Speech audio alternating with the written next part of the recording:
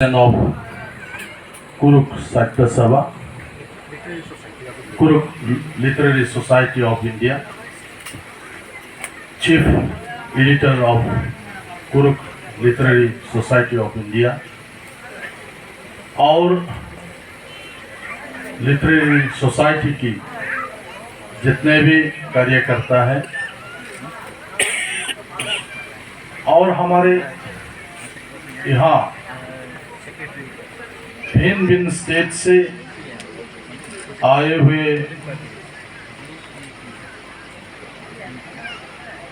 Honourable delegates,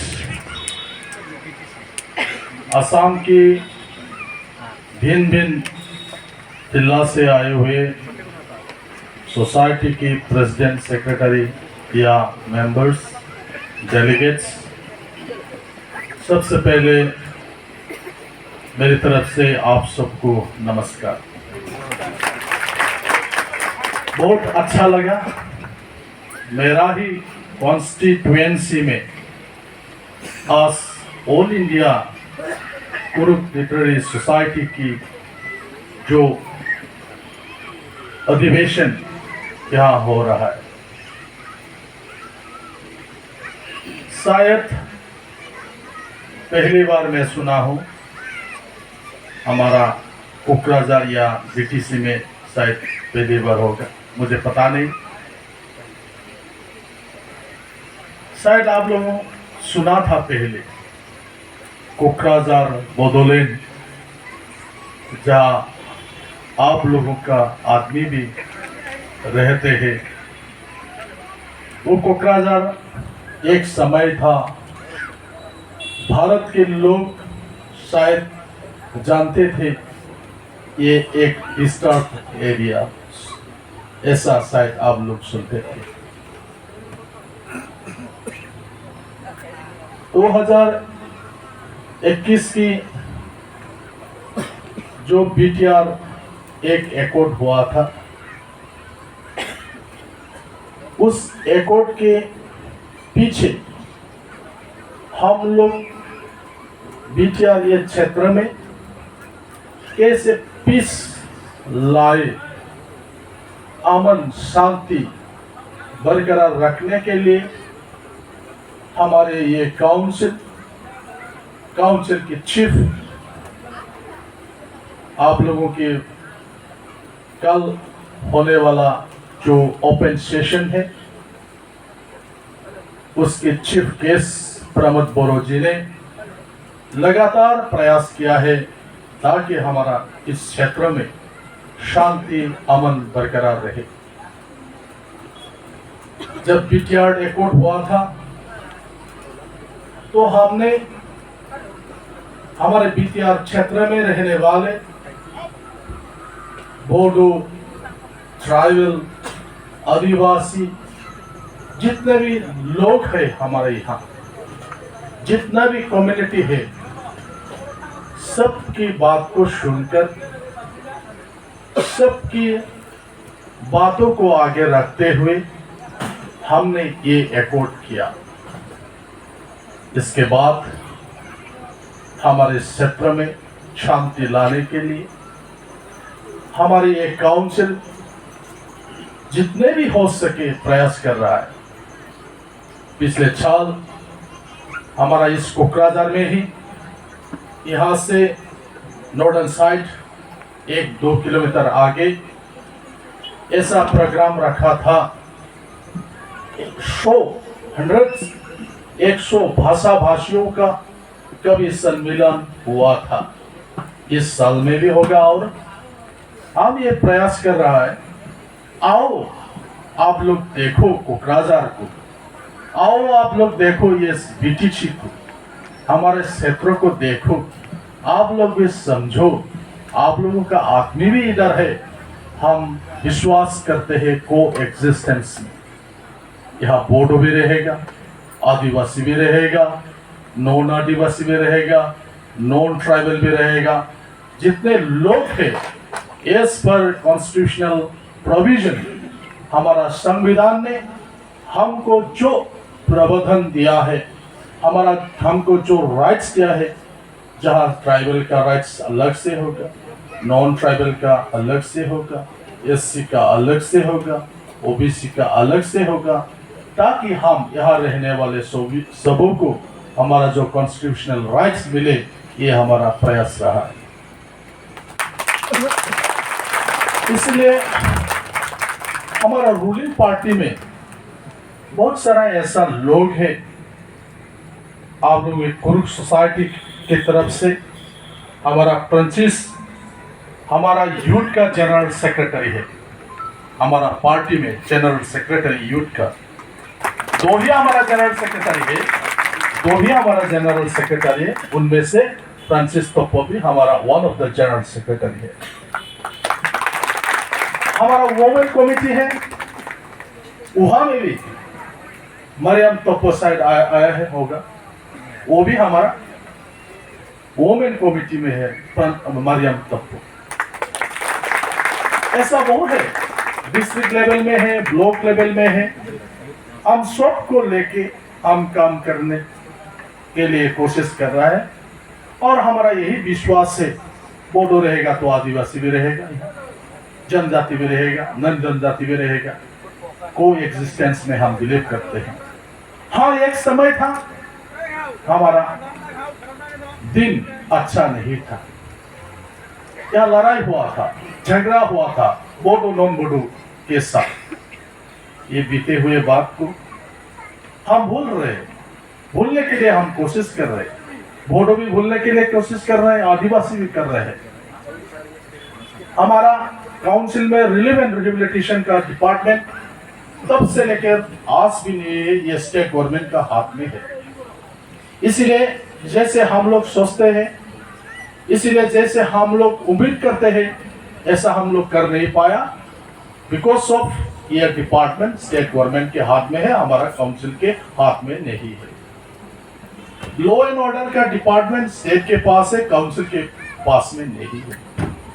तो इसीलिए छोटा सा काउंसिल में जितने हो सके हमारी तरफ से प्रयास कर रहा है। मेरे कॉन्स्टिट्यूएंसी में भी बहुत सारा कुड़ुक है, बहुत वोटर्स है। चाय बागान है, यहाँ 2 चाय बागान के बाहर में भी है, फॉरेस्ट एरिया में भी है। जो फॉरेस्ट एरिया में रहते हैं, खास करके उन इलाकों में अभी भी हमारा फॉरेस्ट राइट्स नहीं मिला है। ये आदिवासी को भी नहीं मिला है, बोडो लोगों को भी नहीं मिला है। इस पर हमारा जो कॉन्स्टिट्यूशनल राइट्स फॉरेस्ट ड्वेलर्स जो एक है, उस मुताबिक अभी तक भी हमको भी नहीं मिला, आदिवासी को भी नहीं मिला। तो शायद आप लोगों को अच्छी तरह जानकारी हुआ होगा। 2 दिन से आप लोग यहाँ है, कल भी रहेगा। तो यहाँ की जो आप लोगों के आत्मीय हैं, आप लोगों को शायद यह बातों में चर्चा में ये एक्सचेंज हुआ होगा, कैसे है आप लोग, कहाँ है आपका स्कूल है, क्या है। तो बहुत सारा बात आप लोगों को सुनने को मिलेगा। हमारे भारत में कहीं भी स्टेट में ऐसा स्कूल नहीं है, भेलसार, ये सब शायद आप लोग को कभी भी सुना नहीं होगा। जब हम मूवमेंट कर रहा था, जब हम लोग बातचीत कर रहे थे भारत सरकार के साथ, तो उस समय में हम लोग ये मुद्दा उठाते थे। हमारे बिटियार एरिया में, हमारा क्षेत्र में ऐसा भी स्कूल है जिसको हमारा उधर भेलसार होता है। स्कूल तो सिर्फ 2 होते हैं, एक गवर्नमेंट स्कूल, एक प्राइवेट स्कूल। आपका दूसरा स्टेट में एक गवर्नमेंट स्कूल, एक प्राइवेट स्कूल, मतलब ये मिशनरी स्कूल भी हो सकते हैं, किसी बड़े कंपनी का भी हो सकते हैं।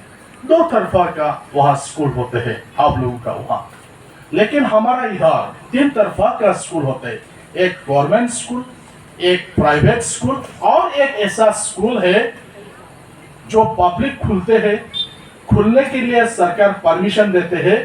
ऐसा उम्मीद में करते हैं इस स्कूल को सरकार लेगा, आज नहीं तो कल नहीं तो अगले साल, या तो 5 साल के बाद, या तो 10 साल के बाद। ऐसा हमारा स्कूल है, जिसके कारण हमारा ये जो बैकवर्ड डिस्ट्रिक्ट में था, ये कोकराझार, जब भारत सरकार ने चुना था ट्राइबल एरिया होने के नाते, ये हमारा भी कोकराझार बैकवर्ड डिस्ट्रिक्ट में था लिस्ट में। तो ऐसा बहुत सारा स्कूल है अभी भी जिसको सरकार ने अभी तक अपनाया नहीं। हमारा जो बीटीआर रिकॉर्ड हुआ था उसमें 6.3 क्रोर्स में हमने डाला था। हमारा ये बीटीआर में जहाँ बोडो मीडियम होगा, जहाँ एसामीज, बंगाली, हिंदी जितना भी फैंसर स्कूल है उन सब को कंसीडर करना होगा। विदाउट एनी कंडीशन उनको सरकारी करना होगा, ऐसा हमारा एकॉर्ड में था। पिछले जो असेंबली हुआ था इस बात को मैंने फिर दोहराया। एस पर एकॉर्ड की जो क्लोज है 6.3 जल्द ही वो होना चाहिए, मैंने बोला। तो हमारा इस क्षेत्र में, मेरा ये कॉन्स्टिट्यूएंसी में, हमारा डिस्ट्रिक्ट में, हमारा बीटीआर में ऐसा बहुत सारा स्कूल है। आप लोगों में कुरुक गांव में है, कुरुक का जो एरिया है फॉरेस्ट एरिया है, ऐसा बहुत स्कूल है। लेकिन हम कोशिश कर रहे हैं। एकॉर्ड का मैं भी एक वन ऑफ द सिग्नेटरी था, प्रमोद जी प्रेसिडेंट था और मैं जनरल सेक्रेटरी था ऑल बोडो स्टूडेंट्स यूनियन में। हम दोनों आपसू की ओर से यानी छात्र संगठन की ओर से हम लोग ने ये एकॉर्ड में साइन किया था। लेकिन खुशी की बात है, शायद मैं कल रहने से बोल सकता था, लेकिन कल मुझे बहुत जरूरी काम लेके दिल्ली में जाना होगा। आज भी मैंने सोचा था सुबह आने के लिए, लेकिन हमारा असम विधानसभा का अध्यक्ष जी सुबह से हमारा कोकराझार में था, उस काम लेके आया था, उनके साथ में था, तो इसलिए सुबह भी आ नहीं पाया। खुशी की यह बात है, मेरा सिर्फ 2 ही चाय बागान है मेरा कॉन्स्टिट्यूएंसी में, एक कोकराझार टी गार्डन और एक दलावारी टी गार्डन। 1 साल से मैं लगा रहा हूं, मंत्री के साथ बात कर रहा था, मैंने उनको अपील किया था। मेरा भी 2 चाय बागान है, आपको देखना ही होगा। संजय किसान हमारा ही आदिवासी आदमी है, टी गार्डन का ही आदमी है। हमारा यह क्या होता है, टी गार्डन बोलने से ज्यादा सोचता है सरकार अपर असम में ज्यादा टी गार्डन उधर है, हमारा लोअर असम में कम है टी गार्डन। तो उस हिसाब से वो लोग भी देखते हैं, पहले अपर असम अगर टी गार्डन का बात बोले या आदिवासी का बात बोले तो वो लोग पहले फर्स्ट चांस वो लोग देता है अपर असम में। 1 साल मुझे भी बहुत बोलना पड़ा। मैंने मंत्री जी को बोला, भैया चलो ना कोकराझार में, मेरा कॉन्स्टिट्यूएंसी में 2 चाय बागान है, बड़ा चाय बागान, छोटा बागान भी है, लेकिन कंपनी का बागान 2 है मेरा कॉन्स्टिट्यूएंसी में। पिछले साल भी मैंने लाने के लिए कोशिश किया था करम पूजा में, लेकिन हो नहीं पाया, दूसरा जगह में वो अपॉइंटमेंट दिया था। इस बार क्या है, मेरा ये 2 चाय बागान में असम सरकार की ओर से 2 मॉडल हाई स्कूल बनेगा, 2 मॉडल हाई स्कूल। इस चाय बागान में 1 और दलावरी चाय बागान में 1 और दलावरी चाय बागान में बड़ा सा एक कम्युनिटी हॉल होगा। तो मुझे फर्ज निभाने का एक मौका मिला। मुझे सिर्फ 1.5 साल हुआ हूं मैं। आप लोग जानते हैं सारा देश में कभी के लिए फाइनेंशियल क्राइसिस था, हमारा स्टेट में भी वही था। पिछले साल जो फाइनेंशियल ईयर था ये इतना अच्छा नहीं था, इसलिए 1 साल में हम एमएलए लोग कुछ भी कर नहीं पाया।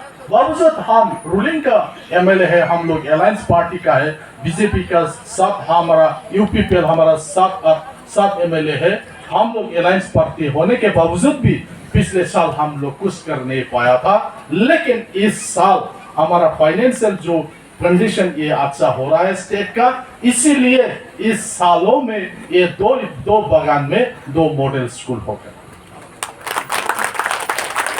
बातचीत मैंने शुरू किया है मैनेजर से, सीधा मैं बात कर नहीं पाया, मेरा पार्टी का आदमी बातचीत करना शुरू किया मैनेजर से। मॉडल स्कूल बनेगा 2 चाय बागान में, जमीन देना पड़ेगा, है कि नहीं? जमीन देना पड़ेगा स्कूल के लिए। अच्छे काम के लिए देना पड़ेगा। तो ये शुरू किया है मैंने।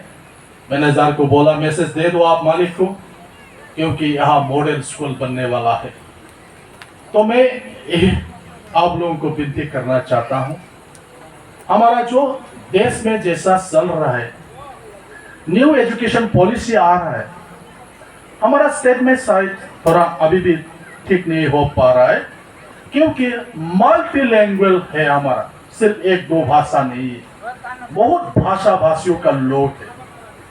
किस किस भाषा में हमारा जो स्कूल में एनईपी का मुताबिक, न्यू एजुकेशन पॉलिसी का मुताबिक हमारा यहाँ वर्नाकुलर मीडियम होगा, ये अभी तक तय नहीं हुआ है, क्योंकि बहुत सारा भाषाभाषी आसाम में है। तो जो भी हो, एक कोशिश रहेगा। आज देश की राष्ट्रपति आदिवासी महिला है, सम्मानीय महिला, हमने भी बहुत डाला है। तो उम्मीद करता हूँ आने वाले दिनों में हमारा असम में रहने वाले जितने भी आदिवासी है, सब नहीं होने से भी खासकर जिसका साहित्य सभा है, जिसका लिटरेरी सोसाइटी है, उन भाषाओं में भी एनईपी में होगा, एनईपी लागू करेगा। मैं पर्सनली ऐसा बिलीव करता हूं। और हमारा जो आदिवासी दल संगठन है, उन लोग ने भी प्रयास किया है। मैं ज़्यादा समय लेना नहीं चाहता हूं, आपका समय बर्बाद नहीं करना चाहता हूं, लेकिन मुझे बहुत अच्छा मिला है। मेरा ही कॉन्स्टिट्यूएंसी में ऐसा एक कॉन्फ्रेंस हुआ है, ऐसा आप लोगों लिटरेरी सोसाइटी का इतना अच्छा सुंदर ऐसा प्रोग्राम चल रहा है। लेकिन हालांकि मैं कल नहीं रह पाऊंगा आपका साथ, लेकिन दिल आपका साथ है, रहेगा।